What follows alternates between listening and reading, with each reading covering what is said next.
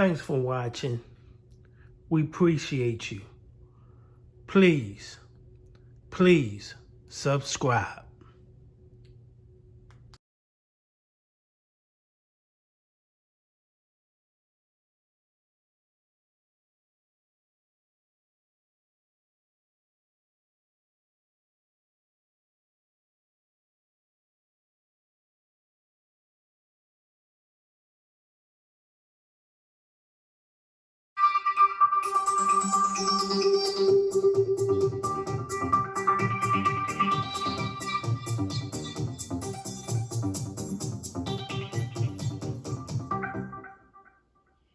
Covered an unprecedented number of people who died inside Georgia prisons last year.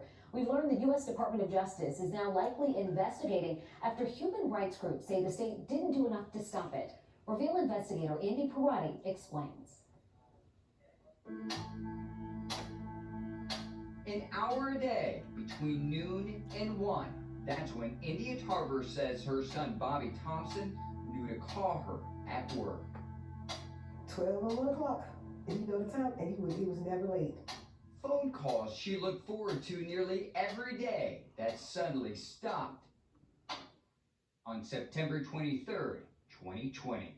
So when that Monday came, I didn't hear from him.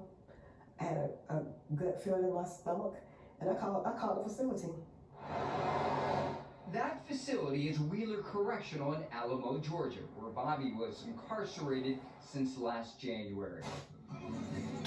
Doctors diagnosed the 24-year-old father of 3 with bipolar disorder long before he arrived. Prison officials knew about it. So everyone knew, as far as I know, that he had a mental disorder. They knew. They knew. And prison officials also knew to check on Bobby every 15 minutes when they put him in an isolation room to help calm him down. Policy mandated it. Instead, an officer waited more than 2 hours to make his rounds that day.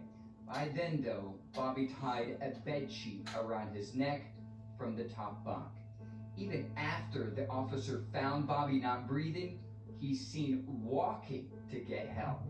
It took an additional 7 minutes to open the cell door to start CPR. Want me to talk about my son because I'm so in disbelief that he's gone. A Reveal investigation uncovered Bobby is one of at least 29 people who died by suicide at Georgia correctional facilities last year, a rate about 3 times the national average at state prisons. At least 26 people were murdered behind bars too.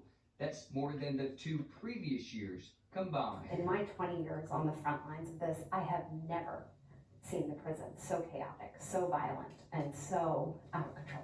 Sarah Tatachi is the executive director of the Southern Center for Human Rights. In September, her organization sent this letter to the U.S. Justice Department asking the federal government to intervene. This problem is too big to just power through. We need significant intervention. I think that my son's death could have been prevented. A mother who wanted more time with her son on the phone, instead now watches his last minutes alive on prison security video. Why did you want to see that video? Because that's my son. I saw him come to this world. I want to see how he would help. That's my baby. My only son.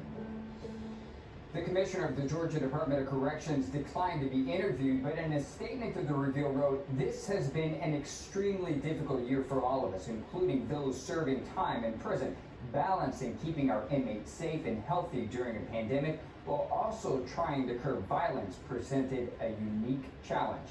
The U.S. Justice Department declined to confirm or deny whether an investigation is